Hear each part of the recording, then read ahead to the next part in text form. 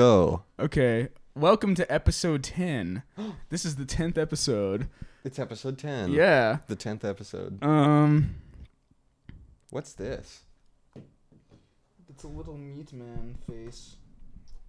Don't remember where I got it.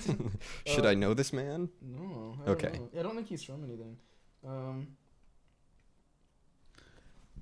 So, this morning I was watching Arthur. Daily routine. And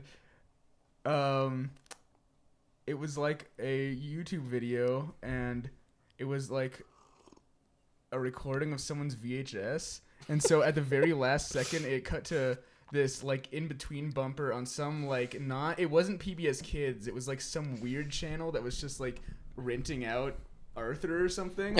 And like it was one of those things where it's like they show you a show, and then it cuts to like a guy who talks about the lesson afterward. And then it was like this weird young guy, and it cut for half a second, and he just went, "Oh!" and then it ended. It was really funny. And that was the tone for the day. I'm glad you've been having so much fun.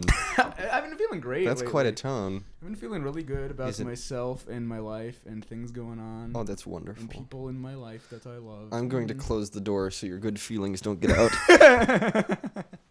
That's very kind of you. Oh no, it's gonna hit the mic. What? Okay. Did that do anything? I don't know. It'll be funny. You're right. Your Honor. Just let things happen and it'll be funny. Okay. You're welcome. I still can't do that. And I can't blow bubble gums. I want to know how that shows up. Wait, that wasn't so good. It's very vertical. We'll find out. Too bad the audience can't see. What audience? What if? Yeah, am I right? We just put up the waveform, the whole YouTube video. I could do that. Actually, I think there probably is a thing for that. It would we could do like a cool talking thing. Oh. You know, I don't know. So I still haven't drawn the art for it yet. Well, now I have a little boy. Oh yeah. I am now the proud father of a little cartoon man of myself. I was gonna have us be furries. Oh. I know. I'm changing that now because after we came up with these, because for class we had to come up with little personas of ourselves, and I'm really happy with mine. And so now we both have it, and we can put it in there. It's real good. I'm also testing something out for audio because I was listening to some previous episodes, and I just sounded really muffled, and I think it's because I had this fat-ass foam. Muffler. Yeah, it's because of the muffler. Well, I had it there so I wouldn't get that, but I think I can just sort of mitigate those on my own. I feel like there was a bunch of things I wanted to talk about, and I don't remember. So that was for future Brady. No one else listened. Was there something funny I wanted to talk about? The northwestern tree octopus. Oh, okay, yeah, because you're wearing a shirt with a silhouette of Sasquatch on it, which says Oregon. Squatch out. And I just realized now that that's a play on the phrase "watch out." Correct. I didn't get that like 10 minutes ago when we were talking about it. I like to think that maybe Squatch is leaving. He's saying that on his way out. Watch out. Yeah. Yeah, he looks like he's getting out the door. He's like, yeah, I'll see you. But I didn't know that the Sasquatch was supposed to be specific to any region. Because even though I really like cryptids and stuff, I never cared that much for Sasquatch.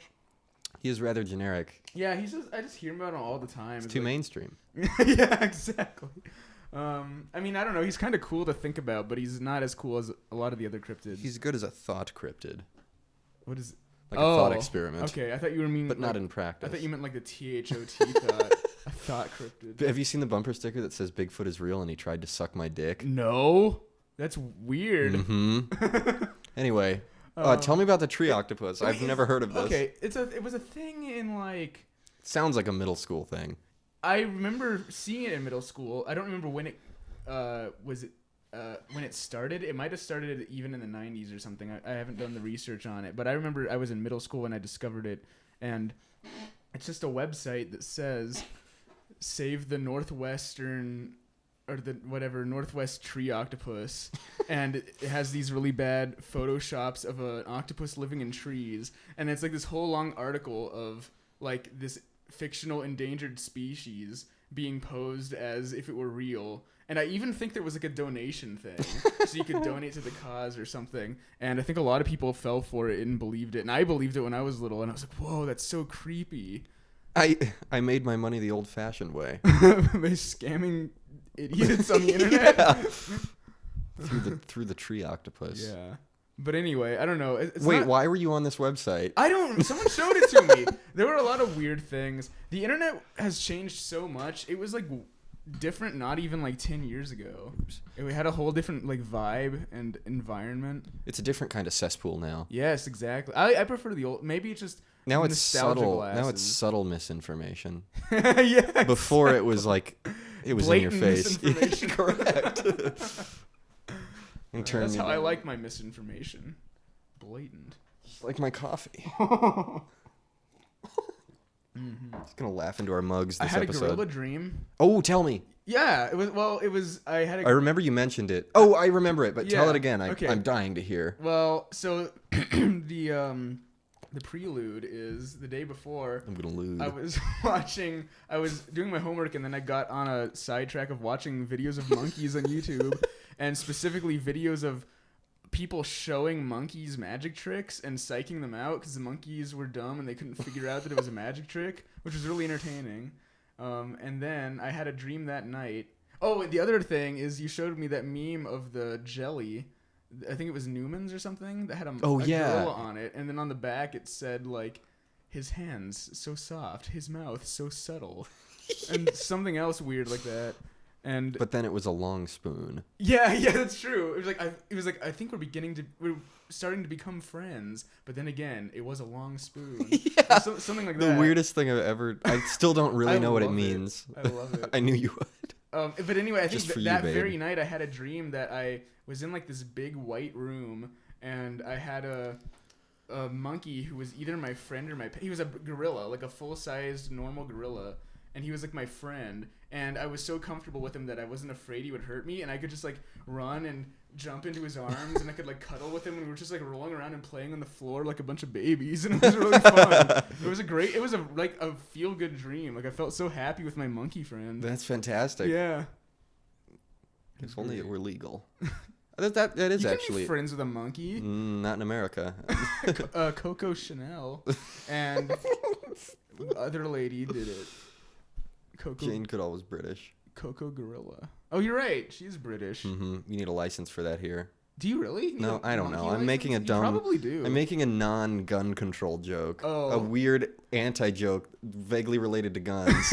Let's talk about anything else. Well, I mean, how many gorillas do you see walking around? Should I see more? Well, how many am I missing? If there's it's never zero. If there's laws against it, if there weren't laws against it, I feel like we'd see more. I don't think you can own certain apes as pets here. Probably. I don't know if you can own chimps. I don't wanna. I'm scared of them too. I'd rather have Chimps gorilla. horrify me. I mean, gorillas are scary too. Honestly, either one would do you in. Yeah, I feel like they would just destroy you in different ways. My friends. So I've told you about the cabin. Yeah, Have I told you about cabin? Yeah, the corn Okay, cabin. Yeah. Did I tell that on the? Maybe. I think I did. Yeah. You did a long time ago. So one of these friends, actually a bunch of them, have known each other for a long time, and they've had this ongoing debate since like early in high school. And they're older than I am, so it's been like coming up on more than a decade. An ongoing debate about how many of them it would take to kill a silverback gorilla. And they set parameters for like, well, okay, but what if we had hammers duct taped to our hands? I love stuff like that because it's just like, what did we do to get into this? I don't debate? know, but they've been talking about it. It like comes up every year. I love that. I'm gonna take off my jacket really quick. Here, I'll hold. Oh, I'll talk into both. It'll be very weird. We can see just how much louder you are because I'm speaking from the same distance into the same type of microphone. Right. My waveform is so big. All right. I remember what I wanted to discuss. I was thinking a lot about that banana yesterday. Oh. The one taped to the wall. The Catalan and that's banana. Sort of relevant. I mean, it didn't happen immediately, but it happened somewhat recently. Mm. Happened this 2019, I guess. Happened about a month and a half ago. Yeah. I think ultimately, I was driving in the car and it just kind of hit me. I think like ultimately, I think I'm in favor of it. I think I'm like Banana apologist. banana thumbs up. I hit that like 2 bananas button. up, way up. I think the only thing, and it's still something I don't even know for sure, is I don't like that he profited off of it. I think that's the only thing that I don't like, because I was trying to think like, what if it was me who put the banana up there? Because I could see me doing something like that just to be stupid and mess with people, but I don't. Even if I ended up selling it for like $150,000 as a joke or something, it would be weird to then like take the money and profit off of it or something, you know. I would feel if I did something like that, I would have to be pretty far up my own ass to think that I deserved 150 grand. Yeah. So that's one of my issues with it. I feel like the artwork would even be better if there wasn't any profit off it. Like, I feel like him getting money, it's not even just to separate the art from the artist thing. I think that it actually impacts the art. And I don't know that he didn't donate it either. Should we look it up? Should we figure it out? I mean, from the looks of it, it didn't look like the kind of person who donates things. But, just look at him. But who am I to say? You know, I never met him. I don't know. I kind of don't care to. Sorry. Oh, and that made me realize that postmodernism is basically just punk for rich elitists. How so? Because they share a lot of philosophical ideas. Like, they're both about like stripping things down to their bare basics, and they're both about shocking people and doing things differently, except one of them is trying to bring them to people who aren't part of this in crowd and just have them out for anyone who wants to see it, and it doesn't matter how much money you have. And then the other one is for all these like wine tasting buffoons. Oh, shit. Like all these like bourgeois pearl wearing fuckers. You know what I mean, right? I think I do. With their monocles and their clothes. Clothes? Yeah, they're cloves. It's like a really long cigarette thing. Oh, clove cigarettes? Yeah. I think I've messed up.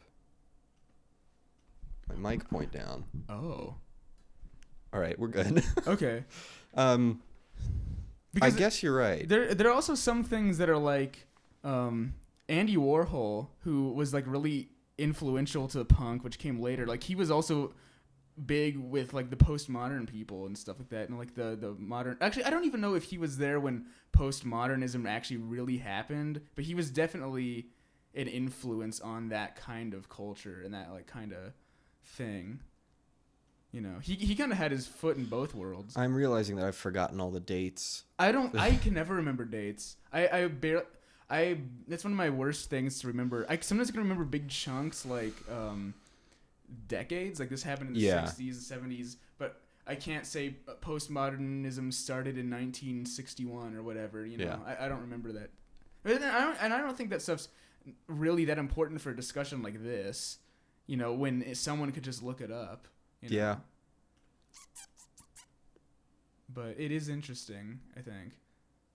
I think postmodernism was centered around the 80s. Or Oh, maybe it really? I thought it was peaked in the earlier than 80s. 70s and 80s? I think it might have started in the 60s, but I don't know why I feel that way. But do you want to look it up? Sure. I'm kind of curious now, actually. After all that talk of not caring about the date, I kind of do now. It's also just one of those things, I don't know if it like, it feels like it came from a bunch of things. So it wasn't like one... Oh, 1970, you were right. Okay. Beginning about 1970. Okay. That's what I thought, because I thought that it started with that book. This is the one thing I do remember. Learning from Las Vegas, which was... I learned about this in a Busby architecture class. I didn't read that. Yeah. Actually, I think we heard about that earlier in an art history class. Whatever, but I think that was like 1972. Oh. And that was one of the first times that postmodernist thought was really like put down in writing. Well, that's interesting because the 70s is also when punk started. So you could draw that like they were feeding off each other or something. They are of the same ilk, I believe so, yes. But the reason I thought it was cut the 60s, from the same crotch. the reason I thought it was the 60s is because for some reason I associate postmodernism with Andy Warhol, and I know that he was big in the 60s. Although I don't know if he would technically like be classified as postmodernism. I just have that association. He's pop, but I don't remember if pop is part of postmodernism. It just feels like it is, you know, because it has to do with like that kind of like I'm not drawing this stuff, I'm just making a bunch of copies of it, or like That is a pretty. I think that's a pretty postmodern notion. yeah, it's stuff like that. I think he might have been at least one of the like progenitors. I can never Yeah, I pronounce was that. thinking that too. That Yeah. same word. And he apparently could draw too. Like he actually had like technical skill and stuff too. But people don't usually learn about it. I'm getting more and more into de-skilled art. What is like stuff that doesn't Art that isn't- need technicality? Yeah, I see. doesn't rely on technical ability. Yeah. I still love the stuff that does. Yeah, me too. But I think the thing that it's almost a distraction sometimes. yeah, the thing, and I think that's one of the motivations for people delving into things like punk and postmodernism, because like punk with music, in the music it was kind of like people were kind of sick of like how heavy metal had gotten so commercial and so clean and squeaky, and it just felt like pop with guitars. So a bunch of people were like, fuck this, and they started making stuff that was like really raw and stripped down. And that's kind of, you can think the same thing with like illustration and drawing and stuff. It's like sometimes things that are really technically well done are really substanceless and boring. Yeah, I feel that way about a lot of like. This is probably from a place of jealousy. This is not coming from a place of love. But I feel that way about a bunch of artists on Instagram Yeah. that I don't know. Well, it's the stuff people that you used to like. partially. There's a couple artists that I'm not even against it either because I love Ilya. Yeah, that's very well done. It's well done and it's clean and it's relatively without substance, but that's not the point. You want to know something though? There's a couple artists. Well, I suppose as long as they're not pretending that it does have substance, I don't have a problem with it. Well, yeah. So I take that back. But They- then again, like saying something pretending it has substance, also then you have to assume that you understand it fully. Like maybe there's Yeah, substance true. that you are not. Because I did the same thing with like Rococo, and I was butt ass wrong. You know. Never mind, I'm not going to be mad about Instagram artists anymore. Okay, no, but yeah, but that brings me to something, because it was like there are a couple artists on Instagram that I've followed for a while that have an art style that I feel like most people would look at and they would say, oh, that reminds me of Mike's art, or I think Mike would like this. And when I was following them, it's like, yeah, I felt like I liked it, at least at first, and then after a while I started just like looking at it over and over, and I didn't really like it anymore, and it wasn't that exciting, and I was like, why don't I like this? It's got everything that I am known to like. And I realized that I was just like starting to get bored of it in those specific contexts. Not that I was getting bored, because there were things that like creepy and gothy and like dark humor cartoon kind of people, and it's not that I'm getting tired of those elements. It's just that I think I was getting tired of seeing them in the same way so much, and there wasn't enough variety. And it made me realize, like, I still want to have some connection to that kind of culture with my art, but I don't want to be so grounded that I get as boring as these people are to me. What do you mean by grounded? Like, it doesn't look like they ever experiment. Oh, It looks like they're always doing the same formula. the word I always use in my head for that is stagnation. Oh, that's a good one, yeah. That's And what I'm afraid of that too. This Yeah. comics class though has been a godsend. that's great. I never draw like this, but I'm having so much fun. I'm really excited about the comics class too, and it's weird because comics were kind of how I always did when I was growing up. I always just drew comics and stuff with word bubbles, and so I'm kind of going back after doing a bunch of experimentation, but now I feel like I have all this knowledge from the experimentation that I can add to my comics skill that's going to improve it and make it more interesting. And I think doing comics is going to make me so much better at being less taking myself less seriously. Oh yeah. Because when you're drawing a funny little dude, it's kind Yeah, of it's hard like- to take yourself seriously. It is what it is. It's not gonna fucking hurt Well, anyone. yeah, like I didn't use a ruler anywhere in this. I don't Awesome. plan on erasing at all. Oh, that's great. Um, That's really fun. so Are you gonna ink over it? yeah, I'm deciding whether I want to, what I want to ink with, because I don't really like the pen that I use to draw, like that brush pen. Mm-hmm. It's weird. It gets wiggly lines. But then I'm wondering, like, well, is that just because I want it to look good? That's But interesting. but I actually can't control it, and I think it gets in the way. Oh. Because if I mess up the expression, Oh, good point. Yeah, then it's not what I want. with comics, because it's the same thing with that thing we learned in the animation class, where it's like,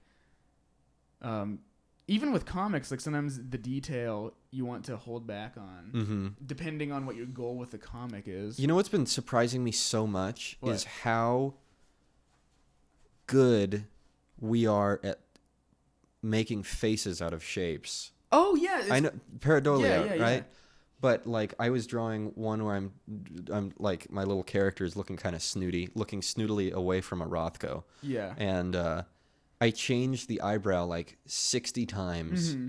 And every time it felt wrong in some way until I got it right. I And know it that, can't yeah. be more than a half a millimeter different. That's interesting. It was so weird. Such a subtle change can change how it makes the character look like it's feeling. Yeah, I was like, oh, he's sad now. Yeah, It was it's so weird. strange. So that's something to work on. I That kind of was wonder, crazy. do you think that us as artists who are used to drawing faces and facial expressions, that we're like a little bit better at that, or that we have a natural inclination for that more than other people? Like, do you think there's some people who like they can't see faces as well in things that aren't faces? I think our technical ability, because we've trained it so much, I think our practice does transfer a little, Mm-hmm. or probably a lot, because we have the ability to draw, and we've studied. I've mostly studied figures more than faces, Mm-hmm. but because it's practice nonetheless. So I think it gives us a step up. But Yeah. I think maybe like someone who's brand new to art and they started doing comics, they might have trouble with faces just because they don't have the like training or technical I think skill it to know what to put in or leave out. I think it's that, and it's probably also, I think, like observation skills, because I think a lot of it we learn either from looking at other cartoons and drawings, and also by observing people and the way they act. You know what I realized in my drawings? What? I cannot help but not imitate.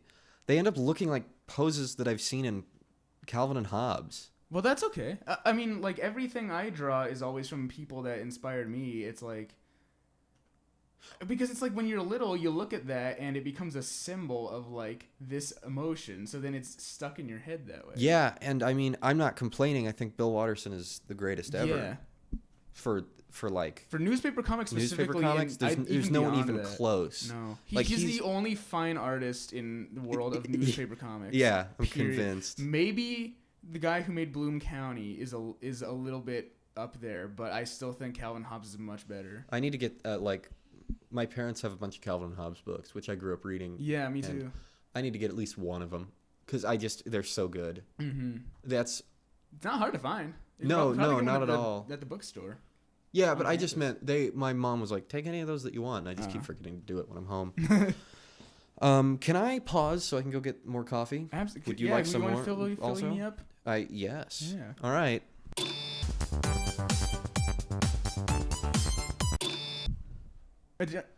Yes. Oh, okay. Yes. Anyway, look at our different laugh frequencies. Mine are spaced out and little, and yours are ha ha ha ha all close together. Anyway, What were we talking I about? have no clue. We're doing Kermit voices. I Yeah, was trying well- to teach you to do a Kermit voice. Mm. You gotta get those. Yeah, Kermit. You're getting there.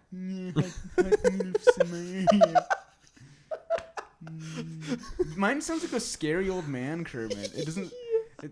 It sounds like a sinister Little- Kermit. Kermit. Kermit the Cowardly Frog. Jordan Peterson. Oh, can you tell that story? Oh, okay, yeah. So I'm taking a philosophy / psychiatry class. Oh, it is. I love purple. Oh, I love being purple. I love being purple. I was taking a psychology philosophy class. That was weird. And I actually like it. It's kind of interesting. But in the first day, they were doing like a thing where they're like, okay, we're going to go through every letter in the alphabet and name a different thing from either philosophy or psychiatry. And then they got to J, and some girl was like, Jordan Peterson. And the teacher didn't know who that was. And so she was like, Jung. She actually said Jung. Oh, really? Yeah. Oh, cool. Yeah, and then she changed it from Jordan to Jung.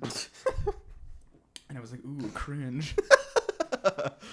Jordan Peterson. Why do we talk about him and He's funny. Ben Shapiro so They're much? both really funny. We never talk about Paul Joseph Watson. I don't know his stuff enough because he pisses me off. I can't listen to his voice. Yeah, first of all. he's more infuriating. Like, Ben Shapiro doesn't even really piss me off because he doesn't seem like an abrasive guy. He just seems like dumb. Like, he's just fun to listen to.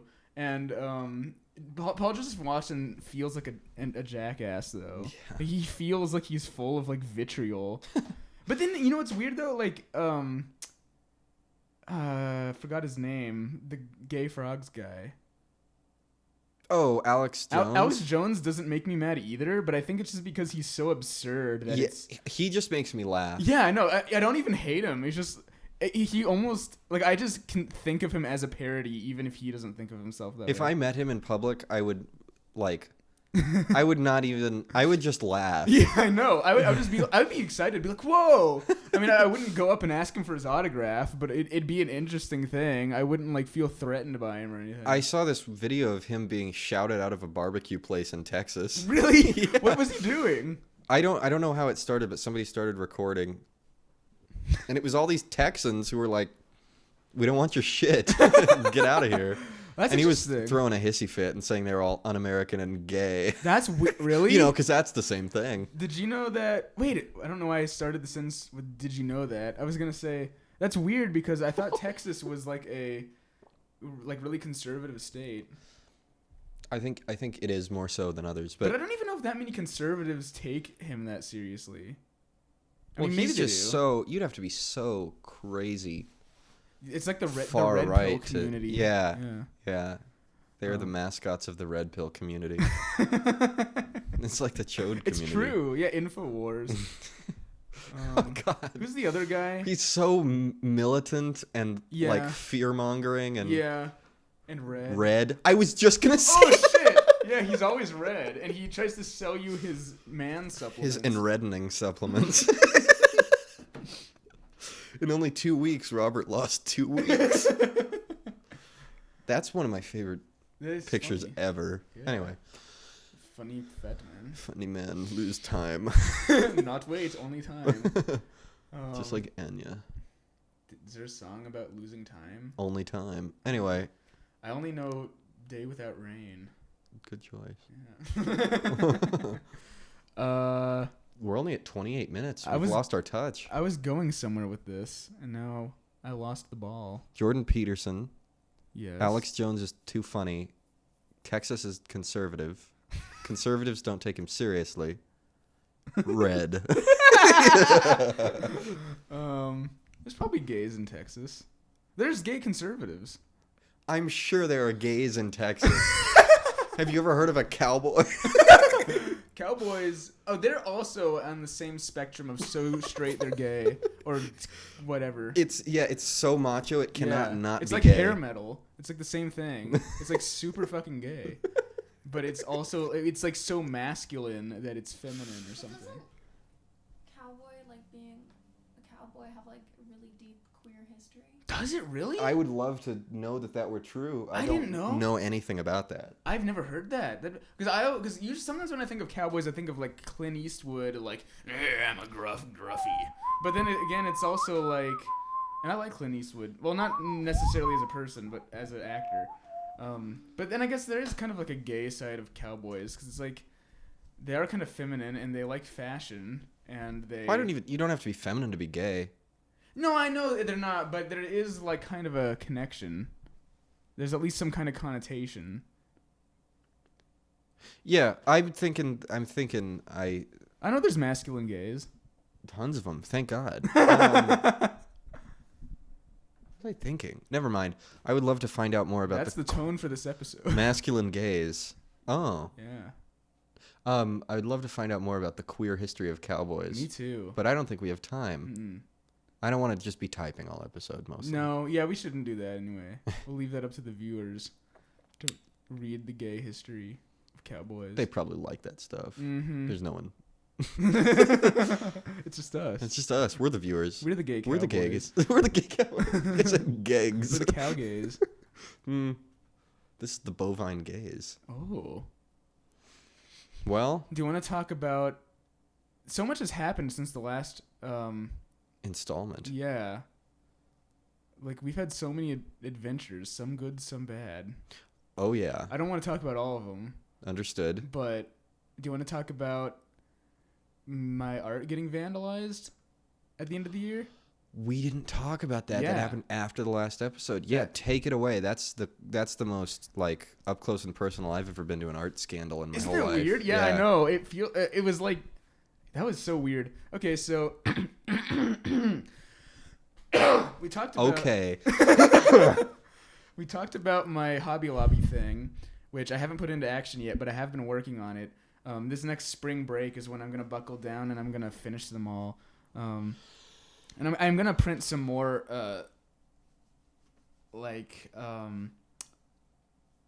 Mylar things off of the David room, the printing press room. The Oh, place the you work. DPS. Yeah. I'm gonna print some more of those. Some more Milkies. I'm gonna include some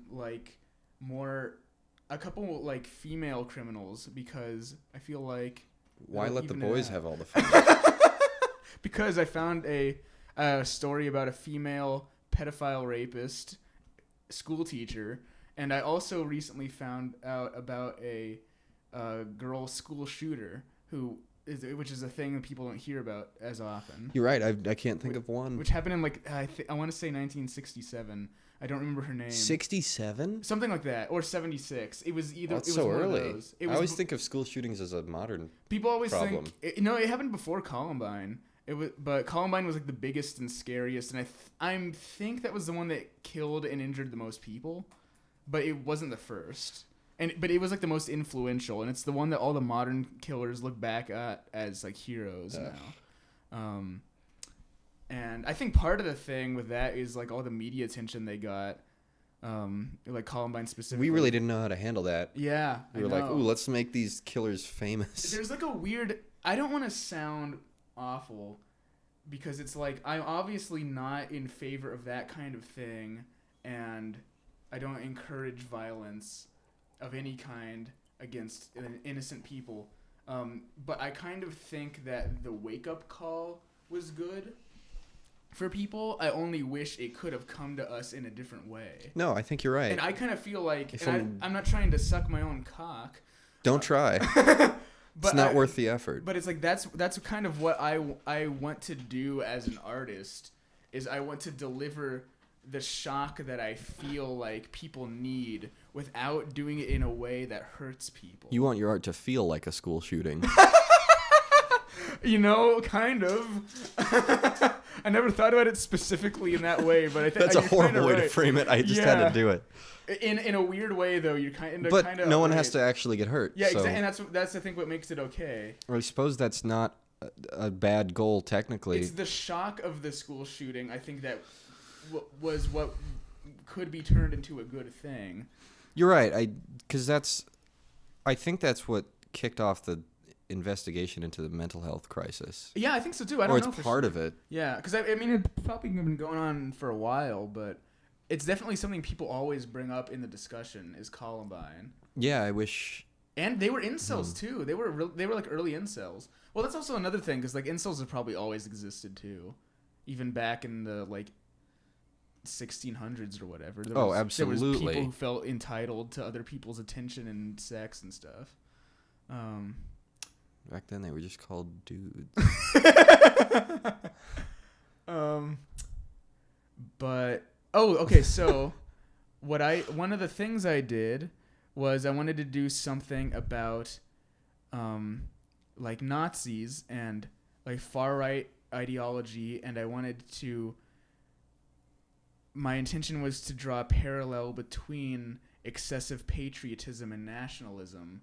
Not that I'm necessarily blaming people who shop at Hobby Lobby to be actual Nazis, but I think that there are sometimes parallels between the way they think and the way Nazis thought, and especially when there's stuff like the Hobby Lobby people getting in trouble for secretly like looting things from Africa and artifacts and stuff like that, which is something Nazis did. And we were learning about that in my Art as Plunder class, which is a class about Nazis stealing art during World War II and before World War II and destroying art and censoring people.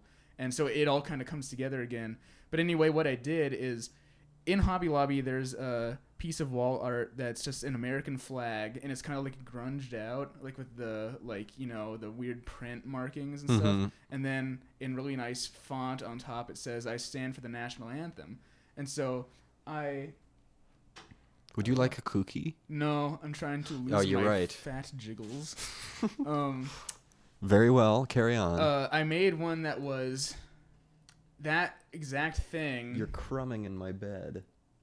I'm sorry. I'll cut that out. Brady. We're keeping that in. No! They're going to hold that against you now forever. We have it on record. You picky nit. I am the dreamer of the dream. Okay. Okay, anyway, so I made a kind of a replica of that exact design, but then in the middle I put an eagle holding the swastika, like the Nazi thing, and it said that, like, "I stand for the national anthem," but this time it was like recontextualizing that statement in the face of the swastika, which could be implying that it was the swastika that stood for that, or something like that. There's a lot of ways you could interpret it, but the point was to contrast that these two ideologies that some people consider really different and other people don't. And at first, and this is something I don't even think I discussed this completely with you. So anyway, what happened was I was printing it on the Mylar, which I guess I don't even know if people who don't know how printmaking works are going to understand that. It's like a thing you put on a clear sheet in order to put on a screen so that you can use the screen sort of as a stencil. Can I explain a little bit? Yeah, go ahead. I worked with a silk screen printer, so I remember this process. I'll try and make it easy. Okay. You've got your silk screen, which is now just nylon. You've got fabric with a light-sensitive emulsion on it. Mm-hmm. So you print out for each color channel that you're using, whatever colors you want to use. You print out on transparency with opaque black ink the shapes that you need, like your design, and you expose it to light. And the stuff that isn't exposed, you then wash the screen, and that washes out. Yeah. So you're left with wherever black was printed on the transparency, your color will go through. Yeah, that's the negative space that the ink goes through. So I had the Mylar, and just me being dumb, one day I left it there overnight. It was like over a weekend. I think it was like on Saturday, and then I didn't come back to school on Sunday, and I accidentally left my Mylar sheets with the swastika and the flag and the thing that said, "I stand for the national anthem." I left them out there in the exposure room, and then when I came back the next day, I was like, where did I put those things? Oh, this was on Monday, I think. I came back on when school started again, and I was like, where did I put those things? And I looked in the exposure room, and I couldn't find anything, and I went over to the classroom, and I couldn't find anything, and I was looking back and forth, and then eventually my teacher, he like motioned for me to come over with his finger, so I came over, and he took me out of the class, and he took me into another room, and my Mylar sheets were spread out on the table, and they had been written all over in like black Sharpie, and they said all sorts of things. So the first thing it said, one of them was like, "I hate you this much." Oh no, the first thing said like, "Oh shit, looking for these?" And it said, "Next time, think before you leave hateful things." I wish I had it with me. Didn't it say, don't It said, try and make Nazi propaganda? No. Kinda. It said the next time you think about leaving hate symbols or other forms of visual assault. Oh yeah. And then it said like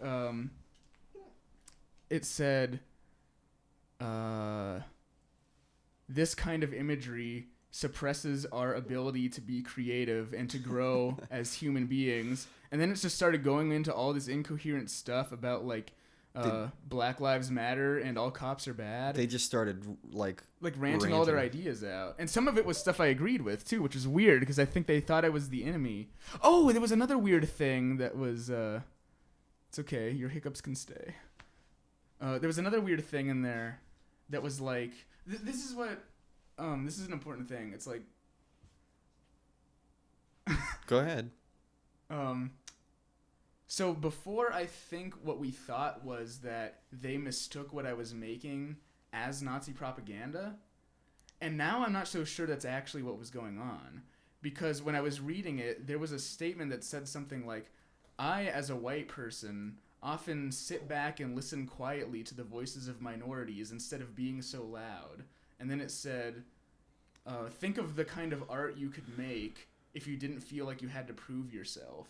So that makes me think that they understood that it was supposed to be some kind of art and not genuine Nazi propaganda. I think they mistook it as something you did purely for shock with no cause. Yeah. Because how could they have known the cause? Which is then why it's so ironic. It wasn't even finished. Yeah, it's so ironic that they were like, this suppresses creativity while they were vandalized your creative process. Yeah. And the thing that made me mad is that my teacher was on the side of the vandalizer and not on my side, and he lectured me, and I recorded it, which has questionable ethical whatevers, but I felt like I wanted to record it just to have proof that like I was the one being reasonable and he was the one who was like whatever. And it was an interesting conversation either way, but he I think the thing that was confusing is my teacher thought that the person who vandalized it thought that I was creating Nazi propaganda. And I think that's where I got that idea from, because he was like, look, you've made someone feel unsafe. You've made someone feel like there's a Nazi in the school. And I first of all, I don't think that's what actually happened after rereading the thing. And second of all, I don't really think that I can be held responsible for that. I think someone else's misinterpretation of my art is their responsibility. And it's unfortunate if they were made to feel unsafe, but it wasn't my intention, and it's not really something I have any control over, I don't think. The other thing is, I think what this made me realize is that there's a question. Oh, yeah. Oh, so the other interesting things my teacher said, he seemed to have a philosophy of thinking that art has moral responsibility, thinking that, because he said something like, what if you carry this out and you put this in Hobby Lobby and then something like the Charlottesville thing happens and people die? And he literally said, now that weight is on your shoulders. And I don't believe that's true. I don't believe that me making any kind of art, even if it's really badly communicated and someone misinterprets it, them killing someone is their responsibility and not mine. And I don't know why we continue to have these kinds of conversations forever, because the same thing happened in the 80s when everyone was upset with heavy metal and people thought this kind of music's going to make everyone join satanic cults that kill animals and kidnap children and stuff. And it's like, even though there are cases, like there were 2 teenagers who committed suicide because of a Judas Priest song, and you can't blame Judas Priest for the actions of the teenagers who killed themselves. And people always want to blame the art and the artists instead of saying, well, if these kids killed themselves for any reason, it must be for, I don't know, they had a bad home life, or because people were neglecting them, or because we don't understand mental health. And instead it's easier just to blame like music, or art, or in this case, like if a neo-Nazi saw my art and actually liked it and they killed someone, I feel like that itself would be more of a statement about the state of America than my art, Yeah, You can disagree if you want. No, I agree. I think I was just thinking, like, what would it take? What kind of art would you have to make where you would become responsible? And I don't think you would ever be responsible unless you were distributing propaganda yeah. made with the intent to get people to carry out like things that align with Nazi ideology. Because if I was and then it's not actually- art, so there you Yeah.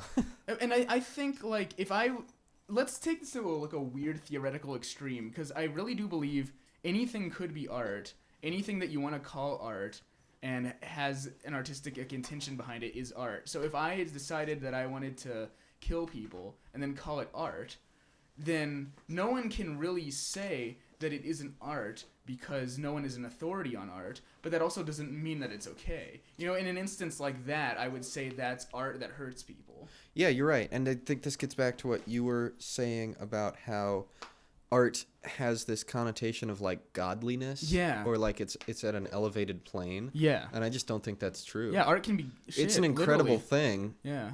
but yeah, art is But shit. the fact that it's not all Eduardo good is Palozzi. partly what makes it incredible. You know, the fact that you can have conversations about it, you can have different opinions, and the fact that they fight each other and conflict each other, all these different movements, like that's what makes it exciting to me. Yeah, art is not inherently anything. Yeah. Art is inherently things that humans create with intent. Yeah.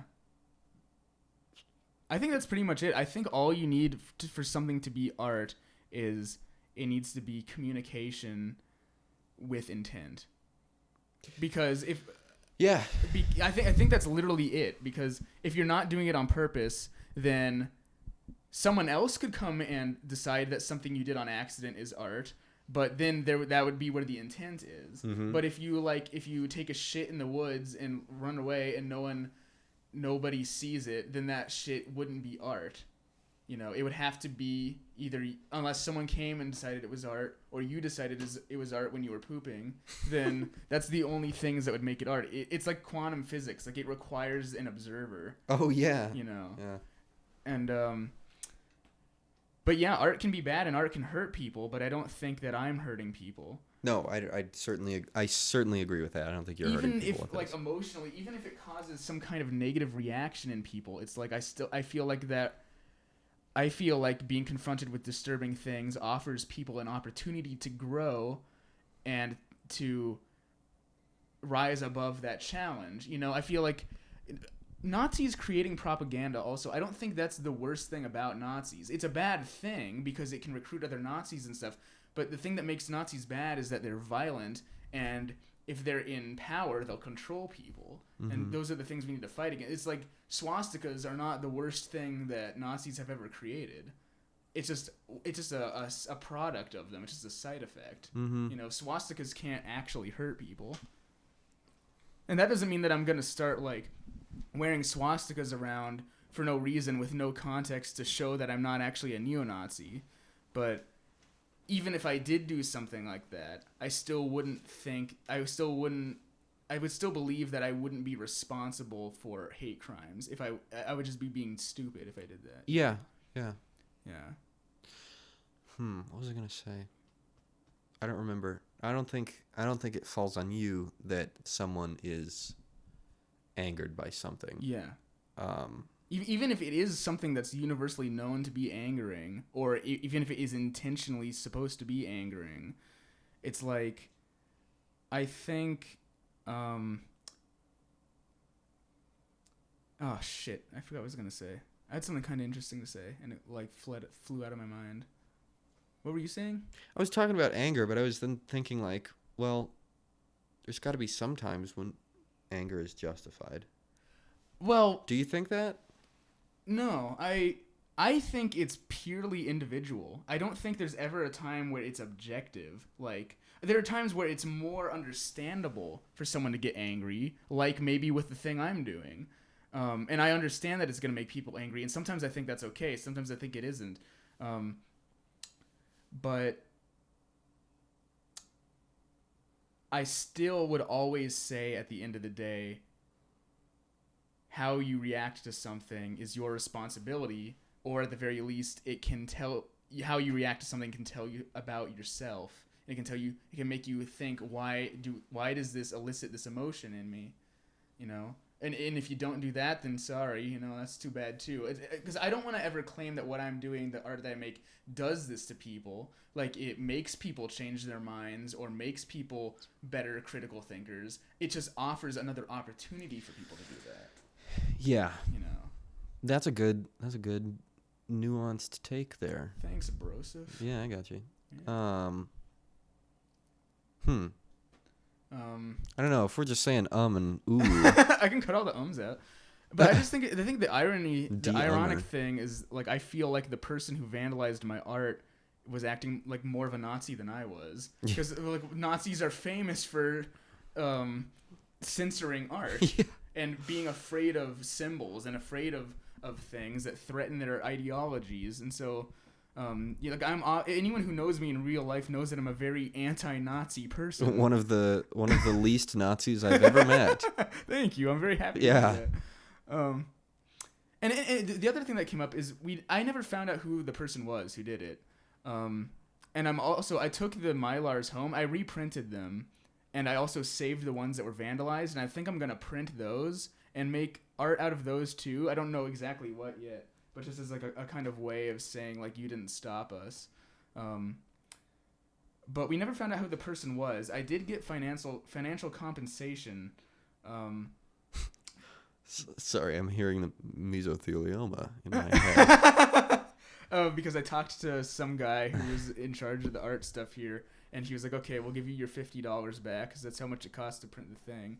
And I'm going to use those to work on more of my things. Or that money, I mean. And I could have, like, filed a charge or called the police or something, and I thought about doing that. I, like, seriously considered it. But I'm ultimately glad that I didn't, because something that concerned me is I felt like it might have been hypocritical for me to use an established system of authority in order to go after this person who attacked me, because I'm a very critical of the police kind of person. I don't think that there's necessarily never a time where you shouldn't use the police, but I usually limit it to if my life or well-being is in danger, or someone else's life or well-being is in danger, then I think that's an appropriate time to call the cops for help, because sometimes that's our only resource in situations like that. And if you don't need to in a situation like that, then I would say then don't use it. But I think people use the police for things that aren't that important a lot. And I felt like if I was going to use the police against this person, that would just be kind of petty, because I don't really feel like they were endangering my life. It would just be revenge, is what I feel. Yeah, that's a good point. Yeah, because I seriously thought about it at first, and I felt like I would feel weird and dirty if I, like, was successful in doing that or something. You know? That's a good point. I never thought about that. Yeah. Yeah, I'm kind of glad it worked out, and we don't know who did it. You got Because it doesn't matter. you got paid for your transgressions against you. Yeah. And in a weird way, I'm kind of happy it happened. You're still on track. It gave you amazing art. Yeah. Yeah, it's interesting. It's found art. Uh-huh. It's Found goat. found goat, yeah. Found hog. That's what it was. Oh yeah. But there was a found goat. Was that a Duchamp? That was either Rauschenberg or Johns. Oh. I think it was Rauschenberg. But it made me happy, this whole ordeal, because it reminded me of, like, the story of Duchamp getting eggs on his painting. You know, it was kind of like the same thing. And because I look up to Duchamp as kind of an inspiration. And so I was like, I must be doing something right if somebody wanted to stop my art so bad. This is a modern day egging. You're right. Yeah. Well, that's still just egging. Eggs still exist. we haven't come Not up your with grandpa's anything better eggs. than eggs. Not your grandma's art egging. Yeah. I'm glad you got metaphorically egged. Me too. Hold on. See, I grew stronger from it. Ah. The escorts have arrived. The boys are back in town. Is there anything interesting you want to talk about? I don't know if there's anything else I want to add to this conversation. Yeah, I don't know. I How think far have we gotten? 54 minutes. Let's go a little longer, I think. Yeah? Yeah. I don't have anything to add. Oh. This was a Mike-heavy episode. Yeah, I'm sorry. I No, didn't mean to that's- steal the spotlight. Mike, that is why you're here. I am merely a facilitator. Well, now I'm working on an animation. Oh, yeah. Oh, do you have any ideas for yours? For the Because we're gonna both do project. an animation project. Yeah. I caught the animation fever. Yeah. I'm really excited. I want excited to try too. that. At the same time that I caught the comics fever, so I'm just Oh. a very feverish individual. I almost said little boy, and then I thought, how would this hold up in court? Yeah, so I'm super excited about that. I have no idea what I'm gonna do, but I'm really happy that I finally have a better understanding of what makes it amazing, and I want to do it myself. And it's just gonna be good. It's gonna be really good. I'm looking forward not only to this semester, but just 2020 in general seems like I just feel reborn, and like this is gonna be fucking great. Because last year, like, sorry, it kind of sucked for everyone. It was a shit year. Not me, babe. Well, that's okay. I don't want to be like. Everyone else in our friend group, though, I don't had want an to be awful like, fuck you for 2019. enjoying yourself. Or Hold having- on one having a good second. time. Well, we've been porch pirated. Someone just stole a package from someone. Yeah, well, maybe. I don't know. Maybe they'll find Maybe it. the wind blew it away. What was I saying? Oh God, I don't remember. Animation 2019 Oh, sucked. it's just gonna 2020 be is gonna be great. good. And yeah, 2019 sucked for most of the people in our friend group, and this is like everything that was horrible. Especially, I feel like Johanna got it the worst. Not to call her out or anything, but horrible stuff kept happening to all of our friends except Brady, and that's okay. My year was great. I know. I don't mean to shame you for having good times because I want everyone to have good times. It was like the best semester of my life. Maybe you sucked all the energy away from everyone else. It's like it's like the energy. There's only so much good energy, and we all have to It share. can't be created or destroyed, so it all went into Brady. You were like Oh the God, lightning rod. it's time to give back. Look out, he's gonna give back. Yeah. I started pole dancing. That's pretty cool. We talked about that at the beginning. We did? I think. Are you sure? I don't know. Are you sure? Oh, maybe it was before we hit the little button. That to might have been record. before the Botan. But anyway, it's fun and my arms hurt. Just like any good activity. Yeah, exactly. Oh, I know what you're talking about. Baseball. I was trying to think of how to bring that home. And I was like, oh, he did it. Thank Baseball brings it home. Yeah. Hey. you. Can I say something about baseball? It's kind of gay. It is. Is that what you were gonna say? Kinda. I was just gonna say baseball players are wimps. No offense. I know you did it right. I played until I was like 14. I think it just made me mad that they cancel games for rain, and football players don't. Do you need to have dry weather to play baseball? It's very hard to pitch with a wet ball. True. Harder than Is it that hard? Football? Yeah. Is it that much harder? I don't know. It's not impossible. No, that's It true. could make it more exciting. The physics of the game are different though. I read a book about that in high school. About how like there's like when you throw a baseball, there's this whole weird phenomenon of how like you push off the top and then it gets it spinning backwards and then that creates like an upward draft that carries it. I took a class freshman year called The Science of Baseball That's so as a cool. throwaway math credit. shit like that's really fascinating. Yeah, so if you push off the top, that's a knuckleball. You do that to Yeah. counteract backspin, so it comes out with no spin, and it Yeah. acts super weird and unpredictable. It's really strange. It's the only pitch that can rise. Yeah. It can actually. There's footage of it doing that. Yeah. But then, like, That's so the bizarre. Magnus effect with the Oh, I've backspin heard and about stuff. That. Yeah, that's what I was talking about. That's what it was Mhm. called. I forgot. Yeah. Yeah, baseball is a very strange sport. And very gay. Yeah. I like it more than some of the. I like more of the culture around it. I like the idea of going and eating a hot dog and peanuts and Cracker Jacks. And you don't care if you ever get back. You're right. I've only been to a couple baseball games, but they're fun. Oh my God, I want to go to a baseball game with you now. That'd be fun. I would love to do that. That'd be really fun. Every football game Sometime- I've been to was really boring to me. I don't really like the culture of football or sports in general, but I think baseball I like the most. in terms Baseball of- is like you can just go and not give a shit about the game and Yeah. still have a good time. Yes. Yeah. And it's one of those like old American-y kind of things. It's very like all American that I actually like really like, and it's very comforting. Because it's harmless. Yeah, it's harmless. It's just a wholesome, good fun. Yeah. You know, unlike TV dinners. Yeah, we should go to a baseball game. I've been to how many like weird arena events have you been to? I've seen monster trucks. I've seen a circus. I've seen something else that was weird that was like monster trucks. I've seen a circus thing. I was at. I saw a weird dino thing in an Oh. arena. It was a bunch of animatronic dinosaurs. I went That's to what an it was. arena concert. That was Muse. Oh, they were in a big arena? Yeah. Oh, that's cool. I've never been to an arena concert. It was all right. It was Yeah. very impersonal. Oh, that's You know, true. because you're way up in the nosebleeds. Yeah. I was once at a baseball field that they were using to do like a science demonstration for like 20 local schools. Oh, that's kind of cool. How old were you? I think I was in elementary school, Ah. possibly middle. I think it was in middle school because they definitely showed a video on the jumbotron of dissecting a cow eyeball. It was like that's one of the so grosser cool. things I've ever seen. Yeah, So that I think that counts as a weird arena event. that is cool. Live yeah, I never did eyeball that. dissection. That's you know what's similar to that though. In Germany we went to like this. I don't even know what it was. It was like a weird bird sanctuary, and it was in this place. It was like a really old town, and it felt like you were stepping into Lord of the Rings. It Oh, had, sweet. Like, there's a couple things like that down there. It had like everything was cobblestone. There were no normal roads and big castle shits everywhere, castle towers, and like little tiny doors because medieval people were short back then, like Doug Walker. And they had a bunch of owls and vultures there in cages, like big like Jungle Book vultures with the big craning things. They were the most. I love them. It's like one of my favorite birds. They're the most evil looking things ever. Yeah. And they did a demonstration where these people with like the big, like it was kind of like falconing, but with vultures.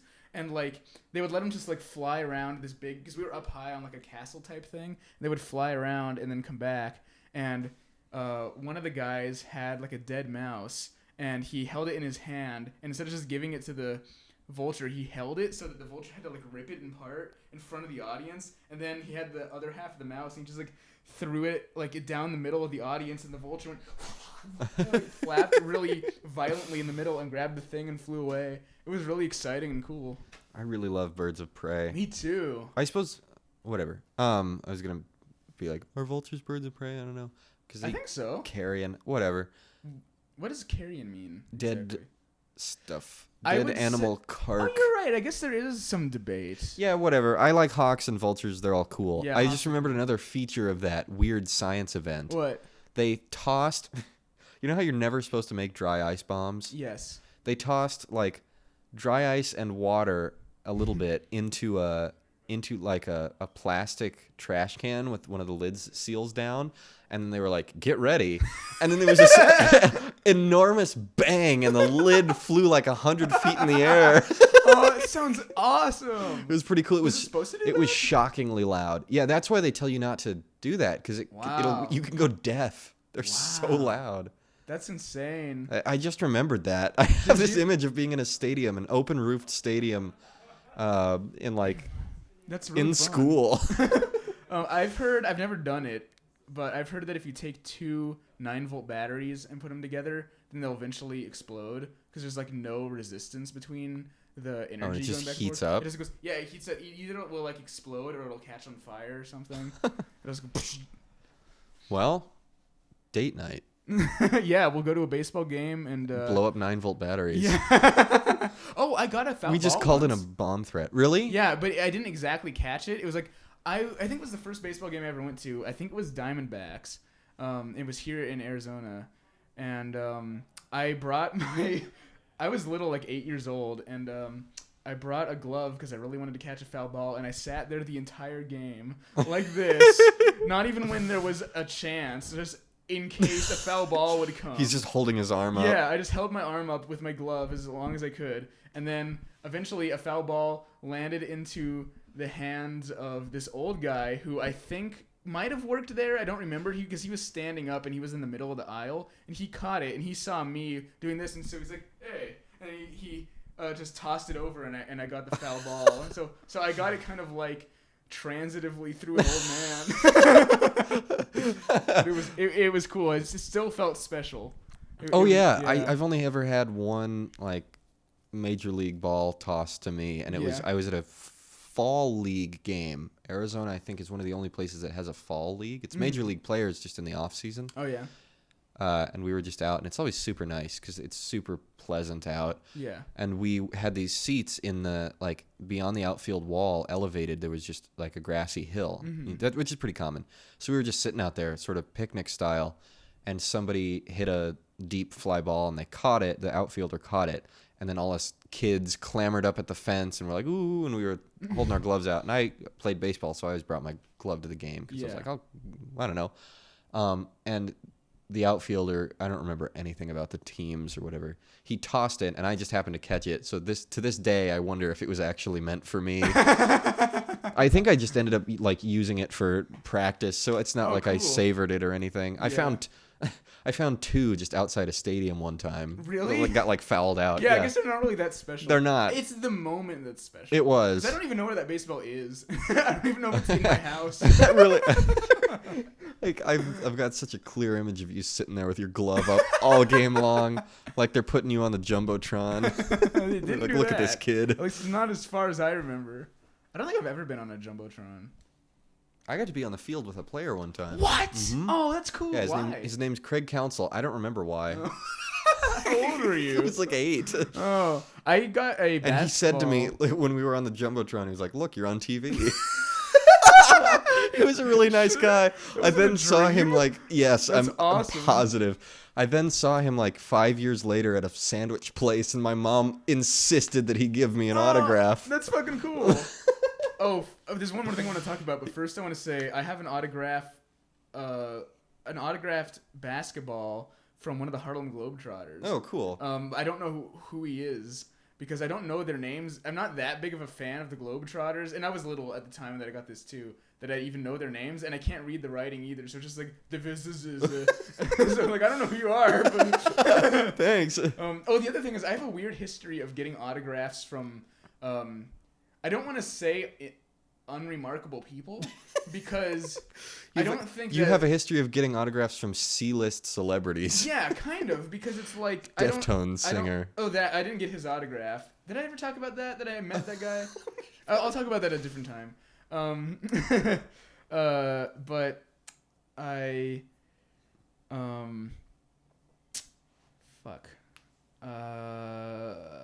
Yeah, I was supposed to say I don't want to believe that celebrity status elevates someone's importance, and I think I kind of understood that as a kid in a weird way because one time so we went to Disneyland a couple times growing up, and we would always get autograph books so we could go around and get autographs from the stuffed animals. And one time I decided to get an autograph from this guy who was cleaning our room. And then another time, this is even more interesting, we were waiting in line for Mickey Mouse, and it was like a super long line, and we were almost there. We were like 5 children away from getting to meet Mickey Mouse, and I was really bored, and I looked over and I saw this guy sweeping things up, like sweeping up popcorn next to us. So I stepped out of line and I went up to him and I asked him for his autograph, and then Mickey saw me do that, and Mickey got mad, and he got up and he walked over to me and put his hands on his hips. What? And looked at me. And then he gave me his autograph right there. And I didn't even have to wait the rest of the line That's so funny. because Mickey got jealous that this janitor was getting my autograph. I think I was like 10 or 11. That's really great. Yeah, and I think maybe you think that's a good place. Is there anything else you want to add? No, that's wonderful. This might be a good place to end this one. All right. See you next time, buddy boos. Bye-bye. Mwah.